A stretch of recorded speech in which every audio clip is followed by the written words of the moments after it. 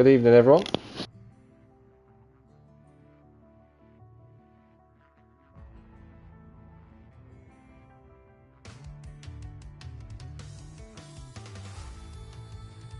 Considering that the Italian Grand Prix has been around for quite a long time, you'd be surprised to know that Monza here, of course in the centre of Italy, has been racing around this temple of speed since 1921, and despite that, it's the 5th oldest Grand Prix in the world, behind the French, the Spanish, the United States, and incredibly, the Russian Grand Prix as well. But no track has featured more often on the Formula One calendar than here at this beautiful circuit. 11 corners, 3.6 miles to tackle, and tonight the drivers have got 2 opportunities to make an impact in the championship, because we've got the sprints for round 7, the penultimate round of the championship here in Tier 2 with Invictus Racing League. I'm Jack TM53, your commentator as always in Tier 2, but I'm delighted to say that my dynamic duo are alongside me once again tonight. First of all, I'm glad to say he's back after a exumtion from last week.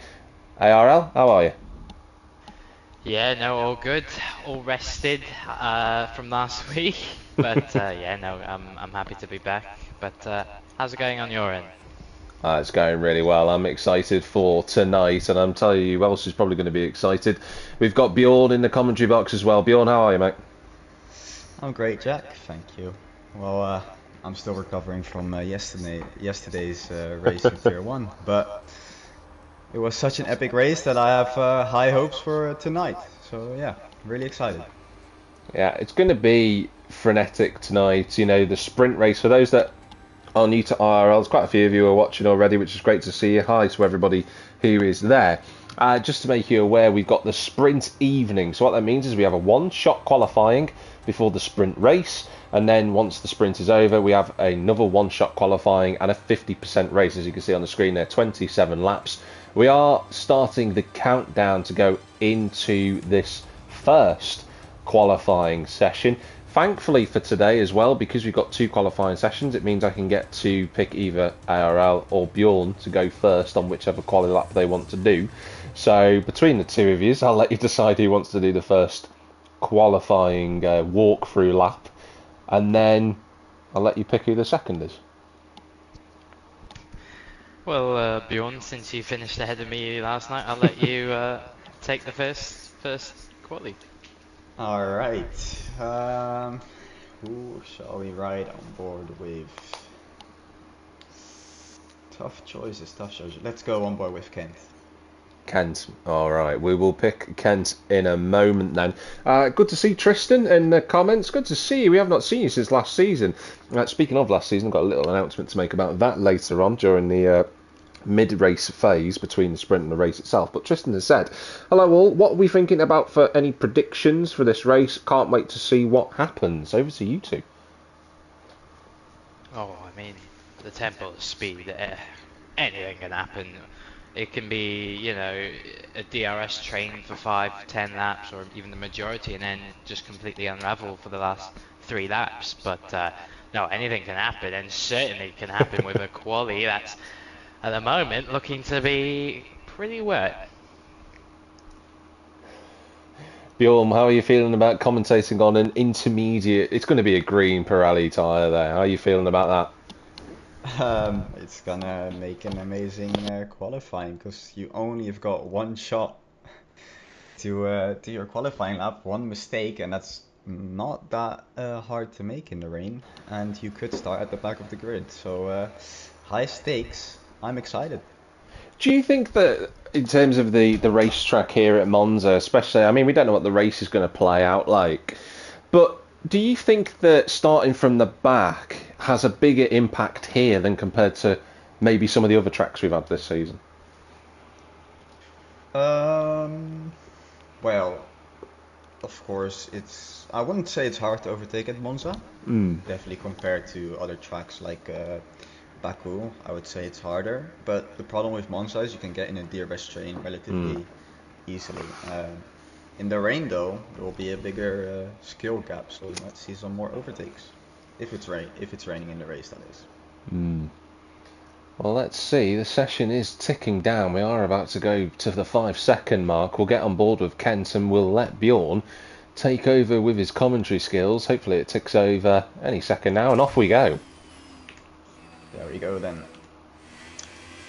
Going from parabolic, careful on the throttle, low grip, relatively green track, and now we start the timer on the main straight. Normally in the dry you will hit around 360 kilometers per hour. I will let you, the Brits, do your calculations to put it to miles per hour. Into turn 1, Kent locks up his front right, goes a little bit wide, but it's alright. Now wants to have a steady exit out of turn 2, but gets a little bit of wheel spin to the curved ground. Now you want to stick as close as to the right as you possibly can and take a wide exit now into the Della Rodia chicane.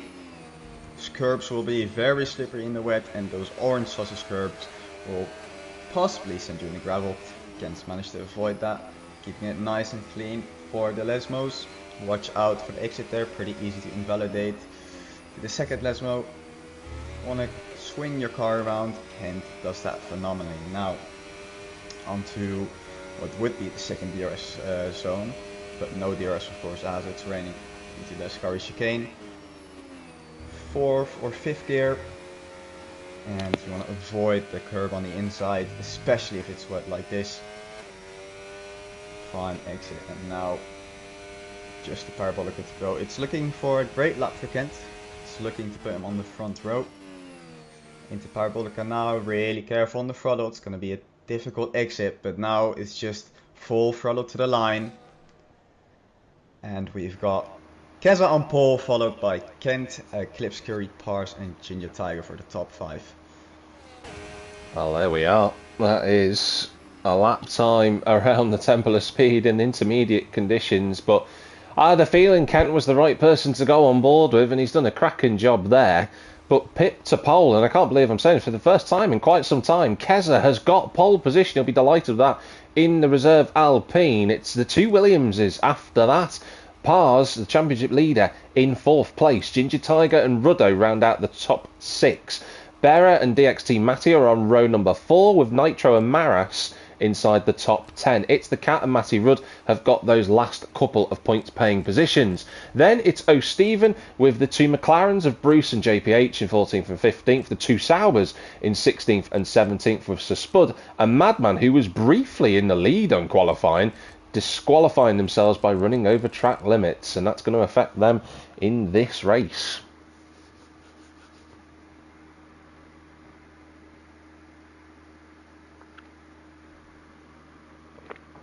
Let's see what the track conditions are going to be like in just a moment. And it's bone dry. So you guys, obviously, you both did the sprint yesterday in terms of tyre wear.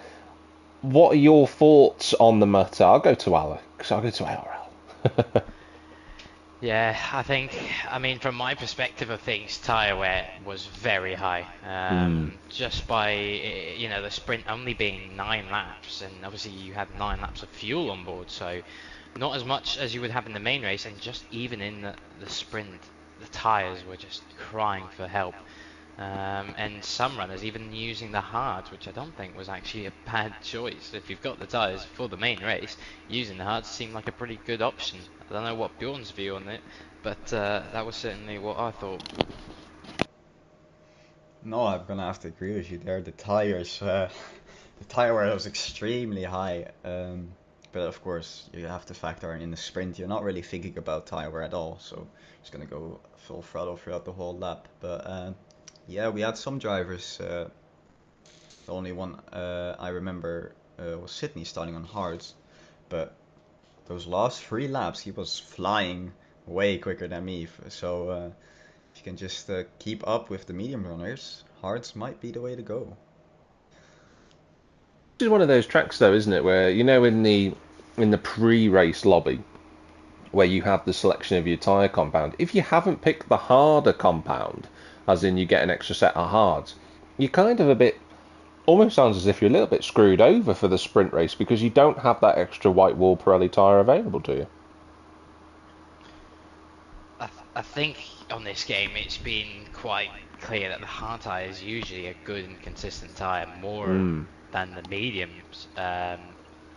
You do get given 2 sets of mediums for the main race, so that's one thing. That is if the drivers select the balanced selection, but from the viewing of last night, I think it'd be more of an advantage to use 2 sets of hards in the race.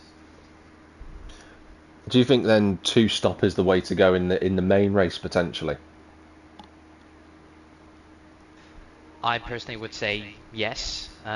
We obviously had a safety car last night, which changed a bit of the format. So depending on what strategy you're going, that obviously then affects. But personally, if there wasn't a safety car and I did have a second set of hard tyres, I'd have definitely done the 2-stopper. Well, there we go. A little bit of difference in terms of the strategies going on there. A couple of comments coming in as well.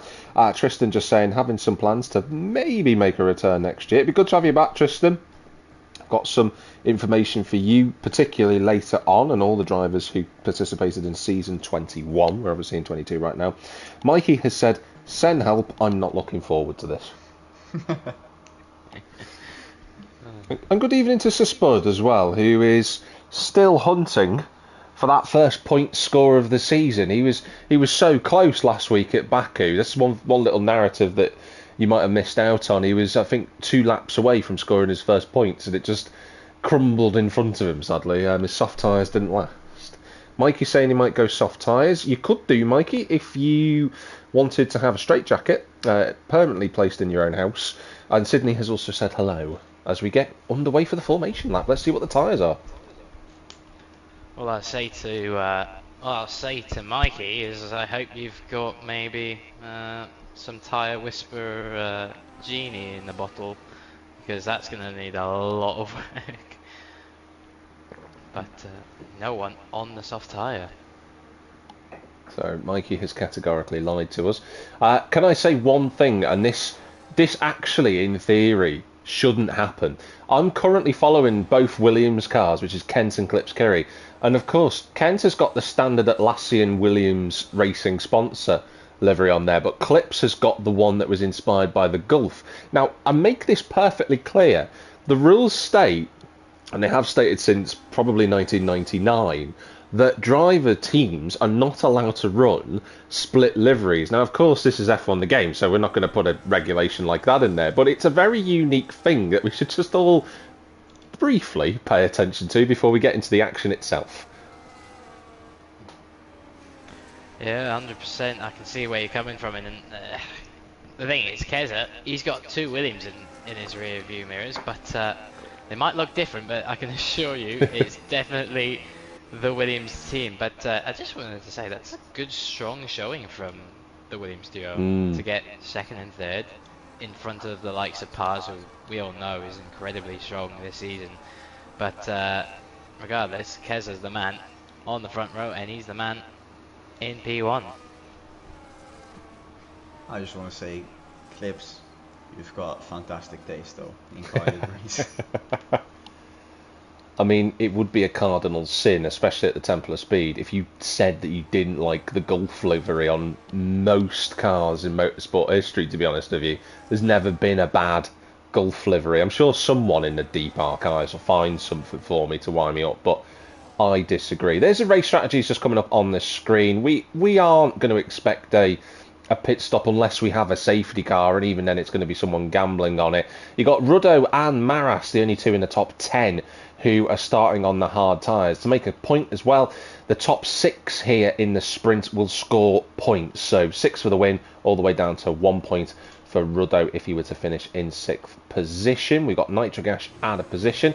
We've got Sir Spud and Madman just forming their grid positions in the next few seconds. Mikey deliberately taking his time, parking it up. But he's outside of the track, so nice one, Mikey. He's been disqualified for that. We've got the green flags flying around us here for the sprint at Monza, and the 5 lights are coming on now. And the race is live here for the sprint at Monza. Kent was about 45 degrees, but I don't really think that's helped his launch too much. Kez is going to be leading into turn 1. Pars has had a cracking launch on the inside going into the first corner. There's a Red Bull locking up. That's DXT Matty, but they just about squeezed through. That is Clips and Pars side by side, but Clips has retained 3rd position. Ruddo's up to 5th. That's a good start for him. The Red Bull and the Aston Martin, a Ginger Tiger, are side by side as they go through Curva Grande for the first time of asking. They're still side by side. It's going to be a late braking move. Matty's going to hit the back of the Ferrari, which he does. I think he's going to get away with that. Both Ferraris, including Matty Rudd, is on the hard tyre, and we've got a spinner, and that is O'Stephen going off the road, and Mikey cutting across the chicane, it looks like. Don't know if either of you two saw what happened there, but unfortunately O'Stephen's gone from, well, a decent starting position all the way down to 19th. No, I didn't get to catch it. But, yeah, sorry. No idea what happened there. What I do know is that Ruddo and Ginger Tiger had quite a big coming together into turn 1 already. Ruddo was on the inside there of the Aston Martin, and they just clipped their front wing with their rear wheel together, but I'm not seeing any damage for the Ferrari so far. In fact, as well, Ruddo was having a little bit of contact with the Red Bull of DXT Matty for good measure as well, but he also seems to be running absolutely fine. Oh, there we go. There's going to be an overtake from Pars on Clips Kiri. And the Red Bull tries to brake a little bit later, but Clips fighting back. He's on the inside. There's going to be a little bit of wheel rubbing together, and Clips loses all the momentum off the corner. Ruddo will be happy with that, though, because that's just going to keep him within DRS of the guys in front, which is what he's after. DRS, of course, enabled on this lap. We are on lap 2, so the drivers will have the opportunity. And here comes Ruddo in the Ferrari, and that's Kent round. Kent has somehow managed to... Oh, he's reversing on track, and he's made contact with, I think that's Bruce, and round they go. And I sadly think for Kent, yeah, he's not only going to get a drive-through penalty, he's going to get more for that because he reversed on track, and sadly, and Kent's out. I think there's contact more. And yeah, Kent is out of the race. There's no safety car deployed, there's no VSC either. So, yeah, I think that's going to be a strike against Kent because Bruce, sadly, has gone from 8th down to 17th. Oh, what a shame. What a shame. That's really ruined the race of Bruce, and just, it's not gone well, but yeah. That's P19 for Kent and out of the sprint race. But I did want to point back to something in the chat. We could potentially have our champion decided tonight. If Pars outscores significantly Ruddo, we could crown a champion as Ruddo having a little look on the Williams of Clips Kiri having a look on Keza even, but Pars obviously now into the lead of this sprint race. That's exactly what he needs for this championship fight. Yeah, we had Pars actually taking the lead from Keza with DRS, so it's worked out nicely for the Red Bulls so far. He's up from 4th place on the grid into the lead of the race, but Keza will not give this up. He's looking for a race victory. He's not had one in quite some time. In fact, his results this season have been a bit unfortunate, but he just seems to be showing his hand tonight. Ruddo's up to 3rd. We didn't see it, but the Ferrari has moved up a spot, so he's got DRS as well, has he? Actually, I'm looking at it. I don't think he has. He's going to have to use the battery to get up to the back of the group. The top 7 altogether, and then there's a massive back gap back to Maras, who has no front wing end plate in 8th. Then it's Jordan in 9th. Madman's moved up from the back of the grid to 10th. He's got a Sauber with him in the former line of Griesby. It's a Spud and O'Stephen. Oh, O'Stephen in the wall, and Mikey's out. Mikey's rolled! In the background, Mikey has rolled the car. How is that not a safety car? That's incredible. How? This is insane. That's not even a VSC. That's just very surprising. I'm sorry for everybody who's wondering for some insightful commentary. I'm just a bit in shock. I've never seen in an IRL race a car roll over. There's a first for everything, and I think we can check that off the list. I was just having a look on the onboard replay between, you know, the instant with Ken. How on earth did Pars, Ruddo, and Clips Kiri all avoid that? I don't know, but they did at the end of the day. But some serious reactions needed from those 3 drivers. Well, Go on, go on.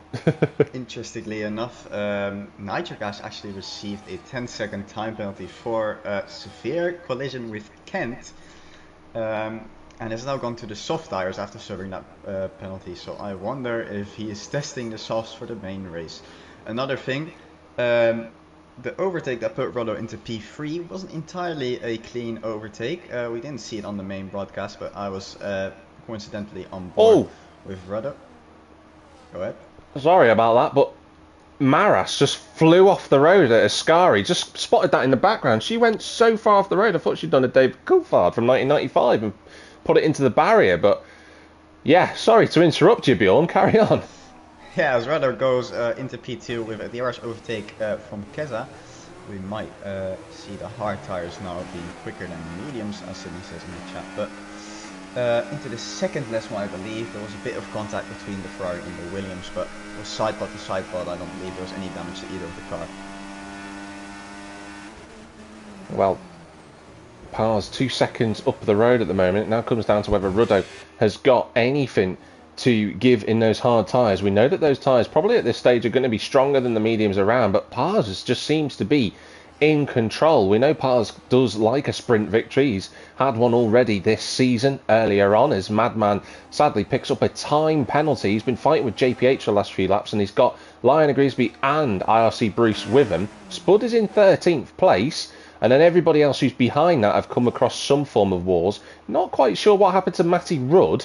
He was in a decent fight with a few drivers, but he's been in the pits as well. So everyone below Sir Spud, they sadly have been into the pits as Clips Kiri and Keza very, very close together as they come around what is known as Curva Alboreto nowadays, but still in the hearts and souls of all Italians, Parabolica. Clips with the DRS, he's got battery as well, and it should be a straightforward overtake on the Alpine, and it is, and here comes DXT Matty to make it 2 Red Bulls in the top 4 potentially, down the inside. Oh, it's as tight as you want it to be through there, but I think Matty will get the exit just about. But no, Keza's striking back, so the Alpine now on the outside of the right-hander. In truth, I think the Red Bull's got it, and he does indeed. So Matty up into 4th place. Whew, take over, boys. Yeah, that's exactly what Red Bull need. That's some good stuff from them, but there's still a whole gaggle of cars right behind him. He's got the likes of Keza, Ginger, Berra right behind. That was a little bit tight at the back, but also having a look at the fight with Bruce. He's also got Sir Spud, it's the Cat, and Madman. Oh, sorry, that's JPH, I should say, of the other McLaren. Well, at this phase in the race, the hards are being demonstrated here as being really, really strong. So Spud putting pressure on the McLaren is... Oh, what's gone on? Keza having a massive moment out of turn 10 of Ascari, and he saved that so close to going into the wall. He's dropped a few places, but he's kept it in the race, but that could have nearly been the end of that. Well, we are on incredibly lap 7. It has flown by already. Bjorn, what are you seeing out there at the minute? We thought we were saying that's going to be looking good for Red Bull, but DXT Matty, he's going to have to do some lift and coasting. It is projected that he's going to run out of fuel before the checkered flag as it stands, so that's not looking good. Well, we'll see if the Red Bull can make it to the end. He ideally needs to be in the DRS window, Clips Kiri, just to help him get towed along a little bit to save a little bit more fuel. Clips is struggling though. I'm seeing Clips every time we go through Lesmo 1 sliding out of the corner. Those medium tyres are looking shot to pieces right now. This whole group, I don't think it's over for a spot in the top 3. Ruddo is checked out from this group, but he's not really caught Pars. And then further back, you've still got JPH, Madman, Liner Griesby fighting. I think Spud's had a little moment somewhere. He's dropped away from Bruce. It's not a first we've talked about either of the Williams pair struggling on the rear end in the later stage of the stint. The tyre wear is high, but it is the same for everyone. Of course, maybe optimising it a little bit better, but it's definitely something that's been carrying out all season long. But now DXT May, he's got DRS. I've been having a look at his fuel, and it is very borderline, so he might be okay. But if he can get some DRS here, it could help him fuel save for the last 2 laps. It's very much a slamming on the anchors from Matty there as he went into the first chicane. He just about got it stopped in time. I think he had to double brake really to try and get away with that one. But this group now in a DRS train as Madman goes down the inside of JPH for 9th position. So Madman flying past both Lionel Griesby and the McLaren. I have to say though, I think Lionel Griesby tyres are starting to fall off that cliff. So we're about 6-7 laps in now, and if you want to make a laugh at that reference, feel free to do so, you immature people. But in any case, right at this minute, it's looking like a clear, positive battle for those that are on the hards. They are in the ascendancy, and Ruddo is catching powers now. Yeah, but that's a good reference as well for the main race. The drivers will see that, and they'll start to try and estimate what's the best strategy to get me from point A to B for the 27 lap race where the big points are scored. But now gap 1.5 and dropping with Ruddo, so I wonder how close he can bring it in. He's been really starting to close in the last lap. So I wouldn't be surprised if he brings it to under a second here, but we'll see. Well, I'll tell you, Ruddo last lap has gained over a second on pars, and those mediums are only going to get more worn and more worn and more worn towards the end of the lap, and the hards will have a bigger advantage. So we might actually see a battle for the sprint win here. It's going to come down to this corner, isn't it? It's going to be between Lesmo 1 and 2, whether he's got DRS. I think he has. I think he has here. Yeah. He's got it, yes. Here we go. Ruddo is absolutely clambering up to the back of the Red Bull, but it's going to take something special. As he comes into Ascari, flicks it in for the left, flicks it in for the right. He's very close. Oh, but that snap of oversteer might just cost him. He's going to be in the slipstream as they approach Parabolica. Pars is very defensive, but I think he's going to be okay, to be honest. Just swings it over to the left-hand side, does the Red Bull, as for this final corner. As long as he doesn't make any issues on the exit, he doesn't. And it's going to be a sprint win just for the Red Bull. Ruddo takes second, and then we got, clips Kiri again sideways. But he's going to take a podium, and I think he'll be happy with that. DXT Matty, Ginger Tiger, Bearer all scoring points. Keza 7th in the end, a good result, but no points for him there. Madman has overtaken Maras, who's somehow survived with that broken front wing, but those two are going to drop outside of the top 7, or rather the top 8, because JPH is going to snatch it. Lionel Griesby's 9th, then it'll be Madman, then it'll be Bruce, then it'll be Sir Spud, then it'll be Maras, and then it's the Cat, Matty Rudd, Nitro, and O'Stephen will bring up the field. But we said it'd be frenetic. We've already had it. Well, that was only 9 laps. We've got the full 27 coming up next. So bring it on. But of course, before then, we get another refresh of a grid with a one-shot quali. So that'd be intriguing to see. Ooh. Well, unbuckle your seatbelts for the time being. You're going to have a quick breather of a couple of minutes before we go into the feature race, but let me just run through what are the current provisional sprint results. You've got Pars from Ruddo, 1 point gained in the championship fight for the Red Bull driver. Clips and DXT Matty with Ginger Tiger and Barrett getting the last of the points scored there. Then after that you've got Keza, JPH, Lionel Griesby and Madman inside the top 10 with Bruce, Sir Spud, Maras down in 13th place. It's the Cat also making it a Haas 13-14 with Matty Rudd. We didn't see what happened to him, but he had to pit early on. The same with Nitro, the same with O'Stephen. Mikey rolled the car. That'll end up on the YouTube shorts. And Kent causing some issues earlier on for himself.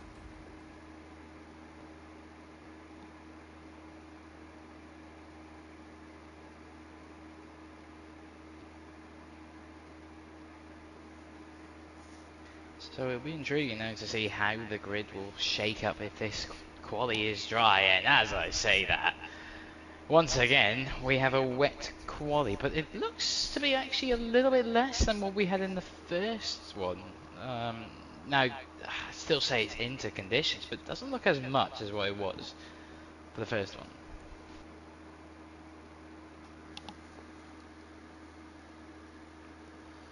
Well, a couple of comments that have just come in. I know that I've got 20x saying, I don't think you can get safety cars in the sprints, so that makes complete sense. Pars has left the session. I'll invite him and get him back in because he needs to be in the session, obviously. Let's see if we can find him. Obviously, I can't find him. That's not ideal. Mikey's saying he can't catch a break with this game, which is very true. Keza was saying had a bit more wings, thinking it was going to rain. Sydney saying, yeah, Pars just left. We will get Pars back in. We'll do our utmost for that. But that was one of those races where we didn't really know what was going to happen. There was so much going on all over the field that you can't really, as someone who's a broadcaster, you can't really keep up on top of all the action. But we've whetted our appetite just a little bit with that sprint. Now we've got the feature race in front of us, and you two will get to have my favourite question that I like to give you two, because I get away with it and I don't have to ask or answer these questions. What's your predictions for the feature race? Who's going to be your top three? I hate these questions. I just simply can't put it out there. But I think, no doubt, the two championship protagonists will be out there. In which order, I will not specify. But definitely Pars and Rodo in there. And I'm gonna throw in Matty Rudd. I think the second Ferrari could potentially be in the fight. And no, that's not me saying that for the Tifosi, but I feel like a second Ferrari could be in that. I thought you started my top three there, but I've got the Red Bull Mackie, but for third. But yeah, Pars or Ruddo is really hard to choose. But I think that top three could definitely happen. Red Bull look to be both Red Bulls actually look to be pretty cautious on their tires. So if it is dry, that will help them massively. I think your headset's decided to do its odd moment again, Bjorn, there, so you might need to just give it a little wiggle to hopefully get everything sorted once again. Whilst we wait, I was going to give you a run through of the drivers' standings, and it is quite important, really. We are at the penultimate round of the season. The championship decisive moments are going to, in theory, come from this race. But Pars was leading the championship. He had 69 points, 5 clear of both Ruddo and Kent. But of course, Kent retiring from that race, and inevitably, he's probably going to have a penalty attached to his incident that happened in the sprint 2, might just take him out of the championship. So he needs a really good result in this feature race. Him and Ruddo were on 64. Berra as well was on 56. Then we cycle out of the championship fight. You did have Hulkenberger in 5th on 40 points, but not here tonight, unfortunately. Then you had Nitrogash tied with O'Stephen on 33 points. It was Matty Rudd in 9th on 28 after his podium last week at Baku, and DXT Matty inside the top 10 on 27 points. In the constructors' standings, well, the Tifosi would love for their two Rudds to get that championship crown home with them. They do lead the title fight on 92 points at the minute, but Mercedes with Berra and O'Stephen are only 3 points back on 89. Williams are third on 81 with Kent and Clips Kiri. Then you go a little bit further back for Pars and DXT Matty in the Red Bull in 4th on 47, tied with Ginger Tiger and Nitrogash in the Aston Martin. Those two are also on 47 points. We are still waiting to see whether Sir Spud or Mikey RK13 can score their first points of the season. However, having seen Mikey roll down the straight between Lesmo 2 and Ascari, I think he'll be aiming to just keep all 4 tyres on the tarmac.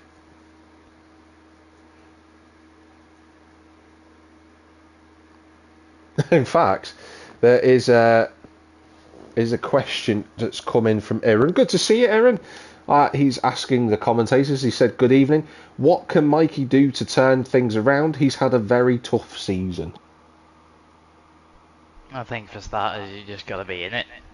As obvious as that sounds, you just got to you know, you're not going to get anything if you don't participate. So for starters, he's ticked that one off. But no, he hasn't had the luck. He hasn't had the fortune, and yeah. But you know, seeing how chaotic it can get, you know, it's anything's possible. He's just got to try and keep it clean. Definitely no penalties. Penalties can be a thing here with track limits, so that's for starters. And I think that's realistically all you can really do, and just keep your head down and listen. You've got 2 races to try and get these points, but if that doesn't happen, you know, it's still a good run, still a good shot at it. But yeah. Hopefully Bjorn's back. Yeah, is it any better now? No. That is the safe. That's the easiest way I can give you. However, you've got a few minutes to sort it out. We're about to go into qualifying. ARL, who are you picking for your driver as we go on board in just a moment? You're making it very difficult. I am. Let's go with Hulkenberger. Let's go with the Alpine of Hulkenberger, if that's... Hulkenberger is not here. Shall we pick a Alpine though? Right, let's go with Sir Spud then. Yeah, alright. Off we go. Right, so DRS not enabled, of course, or is enabled. Okay, that's new. DRS enabled for Sir Spud into turn 1 into the chicane of Retrophilia. Get the traction out as good as you can, and then deploy whatever battery you have now through the Curva Grande, also known as the Big Curve in simple terms, as Mikey retires. Now, your next braking point of turn 4 and 5, the Della Roger chicane. Pick your braking point, take a little bit of curb, but not too much, because that unsettles it through turn 5. Watch out on the outside, don't dip a wheel into the gravel, but he does that nicely and cleanly. Through the first of the 2 Lesmos, turn 6, watch out for track limits here, and he keeps quite a nice berth to that, so that's absolutely fine. Now through 7, you can take a bit of the inside curb, but watch out for the outside, and the second of the DRS opportunities. And I'm a little bit surprised how he's even using DRS. Surely this wouldn't be a thing, but anyway. Through into the Variante Ascari, or the Ascari chicane, through into 8, 9 and 10, throw the car around as much as you can. Track limits, watch out. Oof. He's gone a little bit off, but the game has not registered that as an advantage, so he sticks to his lap, and now he has 1 corner to go until he can set that lap time through the Parabolica. And he's just got to wait until he can deploy that throttle the rear, sliding around a little bit, but it's all in control, and now we can just wait to the line. And what will it be for Sir Spud? It's going to be a 28.2. He'll set it into the top 10 in P9. Well, we had a lot of people getting disqualified from the session for track limits. I'll say this much, Pars did not do a good lap. He's not in the top 10. So let's run through this order. We've got the 2 Williams in the front row. Kenton Clips in first and second. Then it's the Ferrari of Ruddo in third. The 2 McLarens in the top 5 of Bruce and JPH with Madman in sixth. Those 3 will be especially delighted with that. Ginger Tiger, Berra in the top 8 with Sir Spud in the top 10 alongside Lionel Griesby. Then it's Pars and O'Stephen in the points scoring positions, and Matty and Mikey retiring early on. But you had Nitro, Matty Rudd, Maras, Keza, and it's the Cat all invalidating their lap time. And we'll cross over to our hopefully non-robotic correspondent, Bjorn. No, for the final time, is it any better? No.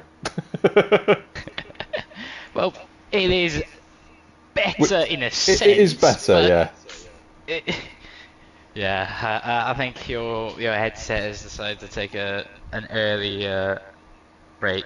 We still got another round after this, so hopefully it can return just for that. But yeah. So apparently, according to this, Pars couldn't take part, but his AI's got him to 11th place. So I don't think that's a bad place to be, really. He's not exactly at the back. It could be worse. It could have been worse. But I think for Ruddo's sake, this is important. This is an amazing opportunity here. He starts third. He's got the 2 Williams ahead of him. But point being is he is in third, whereas Pars in 11. Now, we've seen Pars many times this season come through the grid very easily. But regardless, it's advantage to Ruddo, and I'm sure he's going to try and make the most of it here. Yeah, and I think with Sydney was saying before that he, in theory, Rudder will have an extra set of hard tyres compared to those around him. So if he's gambled correctly, Rudder might be in a glorious position to pull this championship fight all the way to our final race of the season at Singapore next week. I'll give you more details about that. But whilst we wait, just a quick note. There's quite a lot of people who are in the chat at the moment who participated in Season 21. I would like to tell you that your race statistics from Season 21 will be uploaded to the Discord in the next few days. The data is all sorted. It's just the formatting to put onto Discord so you get all your images and everything. So that is a nice little thing that you'll get. The 22 statistics that we're currently in the process, well, I say I'm in the process of doing at the moment, they will be done in a much swifter amount of time, and you'll get those probably at the end of the year, if not the start of the new year. So something lovely to look forward to.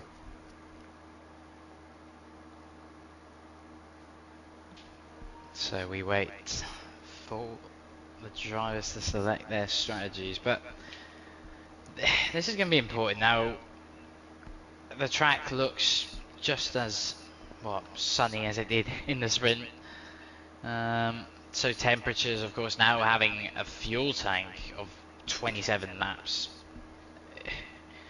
that's going to damage, in theory, more of the tyre in the first stint than it did in the sprint. Of course, high fuel loads.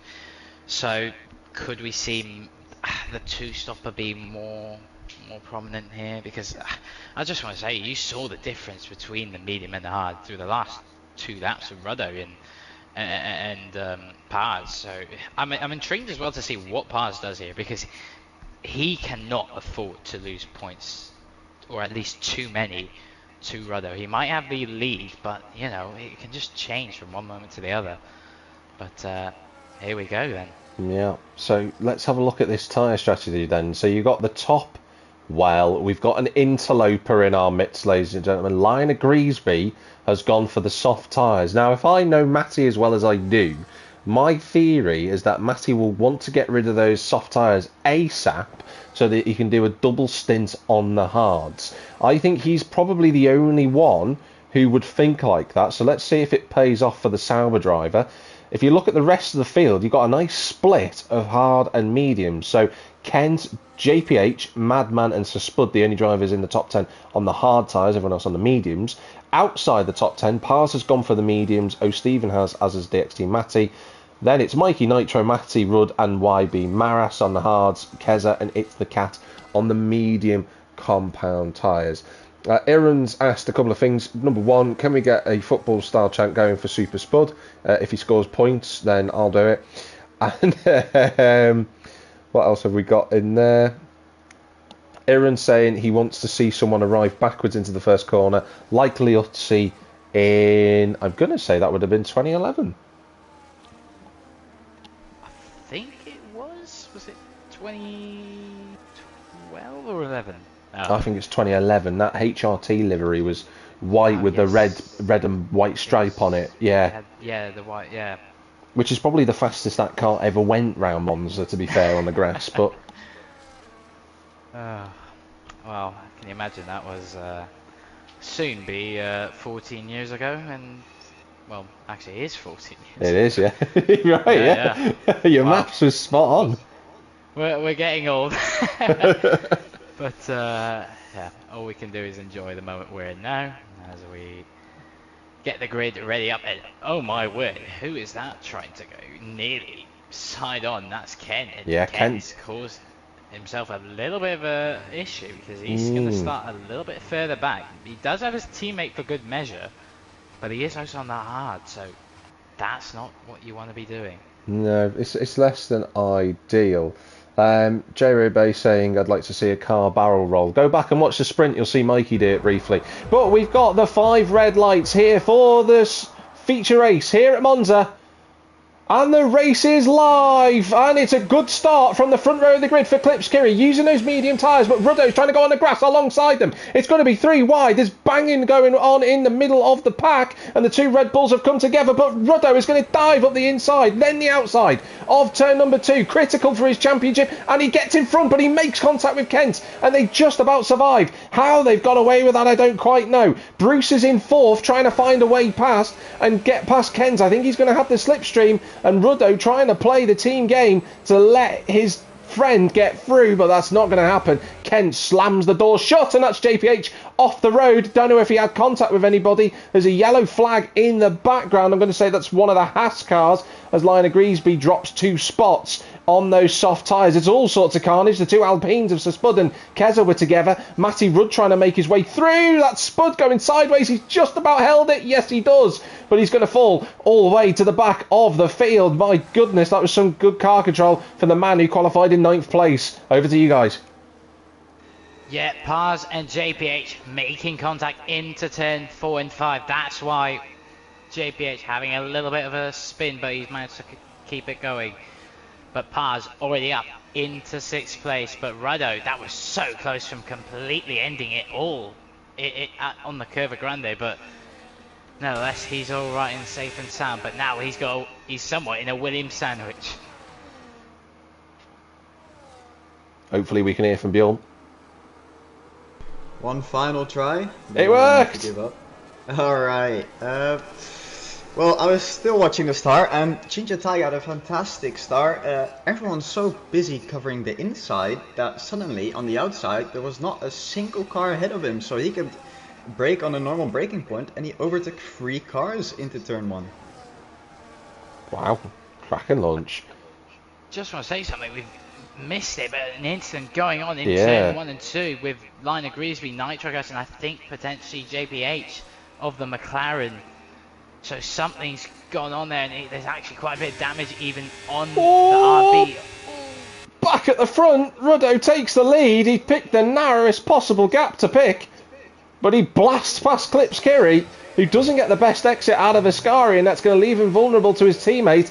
Kent in the wheel tracks of the Gulf-inspired livery there, but I think he's going to stay behind his teammate. Yes, he does, going into the final corner at turn 11. But Clips is having a bit of a struggle already with those tyres. In fact, he fell out of DRS. I think Ruddo has cleared the DRS gap, boys. He has. He has. The question is, what do Williams do here now? Surely they're not going to squabble over this place, and they don't. Kent makes that move. Nicely done through there. Oh, that was nearly Ginger Tiger having a look on Bruce. Can we just say, Bruce up into P4 from that quali as well. That's really a good result for him. If he could keep this, that would be amazing. Yeah, at the minute. Bjorn, what are you seeing? Are you still watching the fights up and down the field? Now, I'm more watching my telemetry screen here. Klipskiri, he must have made a mistake somewhere. His tires, it's not looking good for him. That's mathematically impossible to do a one-stop now, so on only lap 3. So he must have definitely made a mistake somewhere to put those tires to such stress. We'll see how that plays out. What type of incident would have caused him that? Obviously, he's not had contact with any other drivers, so would it be a lockup? Would it be a slide? What do you think could have happened there? Well, Monza is a rear tire heavy track, so I assume that he's just had a major wheel spin. That is what would have caused such a major jump in tire there. Well, go on. Williams here, they've gone for the split strategy, so they have the luxury of pitting different to each other. So that's one thing, but Klipskiri is getting so close to the back of his teammate. The DRS will be helping him a lot, but you can't imagine for the front tyres that would be any good. No, you'd imagine that it's rolling a lot of tyre wear quite a lot. I just want to make a pointer. Line at Griesby, he's down to 16th. Maras has got front wing damage, so maybe something happened between Line at Griesby and Nitrogash, like you were saying before, IRL. But we'll have to wait and see what the situation is with that. DXT Matty's been in the pits again. Not been his night so far. Madman also has been in the pits. Those guys on the hard tyres. But Kent has got within DRS of the Ferrari in the race lead. So the Tifosi are going to be screaming at the Ferrari to will that V6 engine all the way down the straight. But Clips has also dropped Bruce. So that's quite critical, because that could separate this sextet down into 2 pairs of trios. Actually, make that a quad. Crucially though, the fact that Kent's got this pace on a hard tyre that's only, what, 4 laps old? Surely the mediums aren't gone at this stage. I'd expect a little bit more. They won't be great, but a little bit more from them. But regardless, Kent's got some good pace with the tyres he's got at the moment. Now let's just have a little look. I just saw Mikey was fighting with Sir Spud. That's not the case anymore. Into the pits goes Mara, so she's putting a new front wing on. I'm watching JPH, O'Stephen and Matty Rudd for a spot in 9th place. I know Pars is now on the back of the McLaren of Bruce, so we'll have to move forward. And that's Berra and Ginger Tiger side by side at Lesmo 1, but Ginger just retaining the position for now. Keep an eye out for Pars. He's got DRS on the McLaren of Bruce. He's closing, he's closing. Is he got enough to get ahead of the McLaren? He does have enough. Through into 4th place goes Pars. But crucially though, he's not going to get DRS from a car in front, but he might have to try and use a bit of battery deployment in order, because of course now Bruce will get that DRS down all the way into turn 1.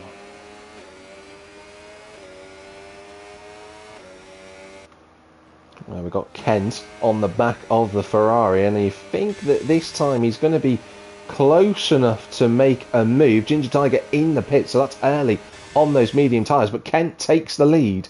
Clips Kiri's 3rd, Pars dragging the McLaren and Berra along, but I don't think Berra meant to try and overtake on Bruce, but having said, yeah, there you go, he lets him back through. I think for Berra, he just outbraked himself into turn 1.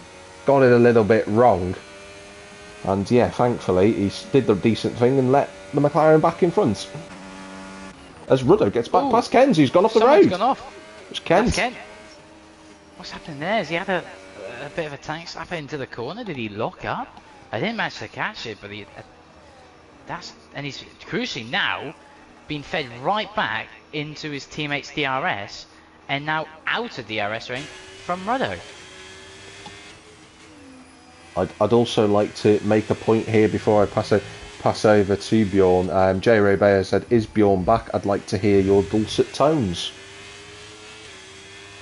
Well, my English is not advanced to understand what that means, unfortunately, but soft I and am wonderful. Here. Well, I appreciate that. Thank you. Well, it's gone quite under the radar. Kesa and Matty Rudd, and also, of course, Pars. Lap 7. Pars up 7 positions, Kesa up 11, and Matty Rudd up 8. So they've had a great first stint so far.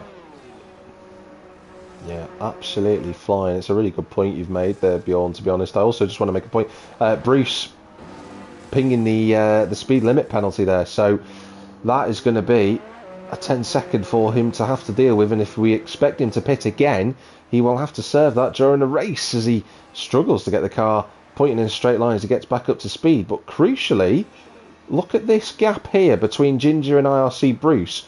2 seconds, and don't forget Ginger Tiger did the undercut on that group before, and he's got 2.5 seconds, nearly 3 seconds on Bruce. So Ginger's undercut, keep an eye out for the Aston Martin. He's been looking for a good result as the Aston Martin driver, and he's putting himself into position to do so here. I want to bring up a point. Pars now on the back of the 2 Williams, but crucially at the moment Klipsky does have DRS, or is it going to drop as we enter? It's quite close, in fact.